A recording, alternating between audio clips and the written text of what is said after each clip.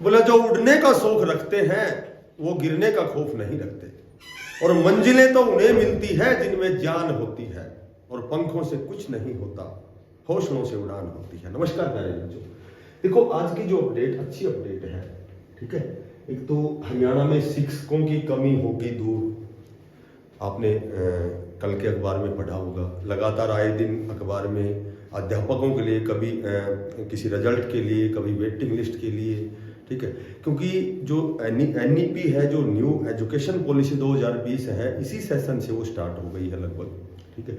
तो उसके अनुसार जो भी बच्चों और अध्यापकों का जो रेशियो है, अनुपात है, उसके अनुसार अभी अध्यापकों की तो सभी को पता है कि कमी है, और वो कमी तो आपने पढ़ा होगा लगभग मेरे ख्याल से 15,700 के लगभग जो है अभी पद रिक्त हैं TGT, PGT, JBT के। अब आए दिन आप देख रहे हो कि HKR में भी जिनका जो समय पूरा अवधि 1 साल की पूरी हो चुकी है, 31 मार्च को उनको दोबारा से एक्सटेंड नहीं किया गया है। तो कहीं न कहीं इसमें थोड़ा सा कंट्रोवर्सी भी है, विरोधाभास भी है कि एक साइड में तो हम अध्यापकों को निकाल रहे हैं, एक साइड में पहले ही पद वैकेंट हैं, कितनी सीटें वैकेंट हैं, क्योंकि अध्यापकों की रिक्वायरमेंट है। बच्चों के अनुसार जो भी अनुपात, जो भी रेशियो बनाया गया है, उसके अनुसार नई पॉलिसी के तहत तो शिक्षा मंत्री ने स्पेशल कहा है कि सबसे पहले तो इसी अप्रैल के महीने में लगभग अध्यापकों की कमी दूर की जाएगी। एक तो इनका जो भी पदोन्नति की जाएगी, PRT से TGT, TGT से PGT, उसके बाद प्रिंसिपल, प्रधानाचार्य जी, उसके बाद में खंड शिक्षा अधिकारी, उसके बाद में जिला शिक्षा अधिकारी। तो वो एक चयन है लगातार जो पदोन्नति प्रमोशन के तहत उनको फिलअप किया जाएगा, ठीक है। तो और उन्होंने ये भी कहा है कि हम बच्चों का अनुपात देखते हुए, नई शिक्षा नीति को देखते हुए हमें अध्यापकों का इसी अप्रैल महीने में ही उनकी पदोन्नति करनी है, और उनको सेंटर भी अलॉट करने, स्कूल अलॉट करने हैं।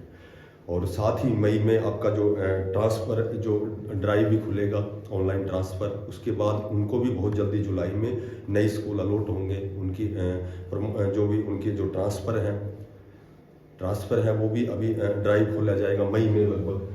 उसके बाद उन्होंने एक और भी बात कही है कि जैसे जो माननीय हमारे CM साहब ने जो बजट सत्र के दौरान जो भी घोषणा की थी, उनको मद्देनजर रखते हुए हर जैसे मेरे ख्याल से 100 किलोमीटर है, दोस्त कितने किलोमीटर है उन पर,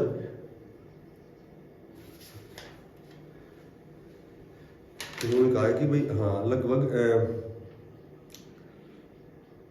10 किलोमीटर के दायरे में एक नया मॉडल संस्कृति स्कूल खोला जाएगा। PM श्री जो विद्यालय है उनमें पुस्तकालय खोले जाएंगे। तो इस तरह से उन्होंने व्यवस्था करने की भी बात कही है, ठीक है। स्थानांतरण की आपको बता दिया कि मई में आपके ऑनलाइन ट्रांसफर खोले जाएंगे और जुलाई तक आपको स्कूल अलॉट किए जाएंगे। और विशेषकर उन्होंने जो नई शिक्षा नीति है उस पर बल देते हुए ये घोषणा की है, ठीक है। बात करें रिजल्ट वेटिंग की, तो अब लगभग मैं बात करूं कि लगभग 15,700 तो पहले ही पद रिक्त हैं, सभी को पता है इतने पद तो पहले ही रिक्त हैं। और साथ ही जब उनकी पदोन्नति होगी, प्रमोशन होगा, ठीक है, वेरियस जो पद पर TGT से PGT से प्रिंसिपल, तो वो भी पद रिक्त होंगे, ठीक है। और उसके बाद में स्थानांतरण भी होंगे। तो यहाँ जो सीट है और भी वैकेंट होंगी सीट। और अब की बार तो 2025 में तो वैसे बताया जाता है कि रिटायरमेंट बहुत अधिक है, सेवानिवृत्ति बहुत अधिक है। तो अब बात करते हैं कि भाई एक तो HKR के साथी हटाए जा रहे हैं, और एक साइड में 103 पदों पर शॉर्टलिस्ट के मैसेज भी आने वाले हैं। और ये जो हटाए गए साथी हैं, शायद मैंने पहले भी आपको बताया था कि एक हरियाणा अध्यापक संघ है जो अध्यापकों के हित के लिए कार्य करता है। तो उन्होंने स्पेशल माननीय CM साहब को एक पत्र लिखा है, मैंने वो कल पत्र पढ़ा था। उन्होंने बताया था कि ऑलरेडी पहले ही पद रिक्त है, और यहाँ तक कि नई शिक्षा नीति के तहत जब नए सेशन में जब वो नीतियाँ लागू होंगी तो कहीं न कहीं जो रेशियो है उसको मेंटेन करने के लिए भी हमें अध्यापकों की रिक्वायरमेंट है। तो इनको जो HKR के तहत पहले ही लगे हुए हैं, जो बेरोजगार है, जिन्होंने इस दिशा में बहुत अच्छा प्रयास किया है, बेचारों ने कोई जेबीटी है, कोई टीजीटी है, पीजीटी है, और कहीं न कहीं ये एचकेआरएन एक ऐसा माध्यम है कि भाई जहाँ ये अपनी मूलभूत जो आवश्यकताएं हैं, रोटी कपड़ा और मकान है, ठीक है, बच्चों को शिक्षा देना है, उनकी जो भी जीवन की बुनियादी चीज़ें हैं, तो उनकी पूर्ति के लिए इनको हटाना तो कहीं न कहीं गलत है। और ये भी मैं भी यही कहूँगा कि ये हटाना तो मेरे ख्याल से गलत है, क्योंकि ये जो साथी हैं कम से कम एक तो मूलभूत आवश्यकताओं की पूर्ति करते हैं, प्लस ये अपना तैयारी करने में भी समय निकालते हैं, फॉर्म भरना या कहीं भी अपनी तैयारी करना, तो ये अपने आप को थोड़ा सा इस लाइफ को मैनेज कर रहे हैं इस माध्यम से, तो इनको हटाना तो है तो गलत। पर जो हरियाणा अध्यापक संघ है, उन्होंने जो लेटर के माध्यम से उन्होंने जो बताया है कि इनको जुलाई तक समायोजित किया जाए, एडजस्टमेंट किया जाए, ठीक है, क्योंकि जो वेरियस प्रकार की जब इतने बहुत सी स्कूलें जब खाली हैं, इतने पद रिक्त हैं, तो क्यों ना इनका जो समय पीरियड है, अवधि है, उसको एक्सटेंड किया जाए,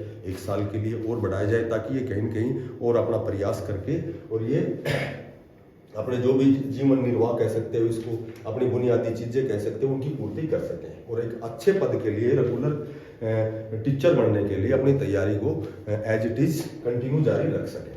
बात करें 103 पदों का जो शॉर्ट लिस्ट का मैसेज है, लगातार बार बार कमेंट्स आते हैं, तो चूंकि यदि हम पॉजिटिव में बात करें तो देखो, जब विधानसभा सत्र चला हुआ था तो माननीय सीएम साहब ने स्वयं कहा था कि कोई भी एचकेआरएन का साथी नहीं हटाया जाएगा, ये पत्थर की लकीर है, ऐसा मैंने सुना था। और लगभग 3427 कितने तो जो टीजीटी के पद हैं उनके लिए आदेश दिया गया था। और ये भी आए दिन सुनने को मिलता है कि भाई फिलहाल वर्तमान में शॉर्ट लिस्ट के मैसेज मेरे ख्याल से कल या परसों भी आए थे, मंडी सुपरवाइजर के थे शायद, वो डाटा एंट्री ऑपरेटर के, इस तरह से कुछ एक पद देखे थे मैंने, 700-800 पद जो शॉर्ट लिस्ट किए गए थे, ठीक है। तो कहीं न कहीं इनका जो शॉर्ट लिस्ट की मैसेज है, टीजीटी, पीजीटी, एनटीटी की बात करें, एनटीटी की तो बहुत अनिवार्य है, क्योंकि नई शिक्षा नीति में स्पेशल एनटीटी पर जोर दिया गया है, क्योंकि बच्चा प्राथमिक जब प्रवेश करता है विद्यालय में तो 6 साल से करता है, ठीक है, तो उससे पहले जो भी 6 साल से पहले का समय है, उनको स्पेशल आंगनवाड़ी जो शिक्षिकाएं हैं, अध्यापिकाएं कह सकते हैं, जिन्होंने एनटीटी का डिप्लोमा किया है, तो उनके लिए एचकेआरएन में भी और उनके लिए स्थायी पद बहुत जल्दी आएंगे, ठीक है। अभी देखा होगा आपने कि आंगनबाड़ी की एक भर्ती आने वाली है, बहुत बड़े स्तर पर आने वाली है। और टीजीटी पीजीटी की बात करें, टीजीटी पीजीटी की बात करें, तो यदि अप्रैल में शिक्षकों की कमी दूर होगी तो जाहिर सी बात है उसमें 103 पदों पर, क्योंकि कुछ एक जो रेगुलर जो भर्तियां हैं उसमें तो समय लगता है, ऐसा उन्होंने कमिटमेंट किया था हाईकोर्ट के समक्ष कि भाई नियमित भर्तियों में समय लगता है, और हमें अध्यापकों की यदि रिक्वायरमेंट होती है, आवश्यकता होती है, तो हम एचकेआरएन के माध्यम से उनको भरते हैं, और ऐसा विधानसभा सत्र में भी बोला गया है, ठीक है। तो बात लंबी नहीं खींचेंगे, टीजीटी पीजीटी जेबीटी के शॉर्ट लिस्ट के मैसेज अब बहुत जल्दी आने वाले हैं। वैसे तो कंडक्टर के भी आएंगे, ठीक है, और भी बहुत से चौकीदार के भी आएंगे, सफाई कर्मचारी है, तो इनकी बहुत ज़्यादा रिक्वायरमेंट होने वाले हैं। तो आपके जो एचकेआरएन के शॉर्ट लिस्ट के मैसेज हैं बहुत जल्दी शीघ्र आने वाले हैं। और साथ ही जेबीटी की भी डीबी की लिस्ट है आपकी बहुत जल्दी आएगी, जो 1456 जो मेवात कैडर के, मेवात में भी लगभग 4500 सीटें शिक्षकों की और अधिकारियों की पद रिक्त हैं, तो वो वहाँ भी एक भर्ती नहीं आएगी, ठीक है।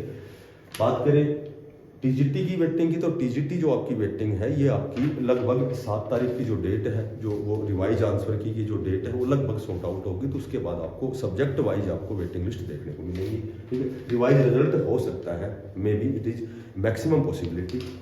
रही बात पीजीटी की, तो पीजीटी की तो फिलहाल तो जो भर्ती है 3069 पदों पर वो कंटिन्यू है फिलहाल, सब्जेक्ट वाइज रोज देखते हैं भाई, कभी किसी का स्किल टेस्ट है, कभी किसी की ज्वाइनिंग रिजल्ट, इस तरह की चीज़ें चल रही हैं। बाकी पीजीटी के शॉर्ट लिस्ट के मैसेज भी आपके एचकेआरएन के आने वाले हैं, ठीक है।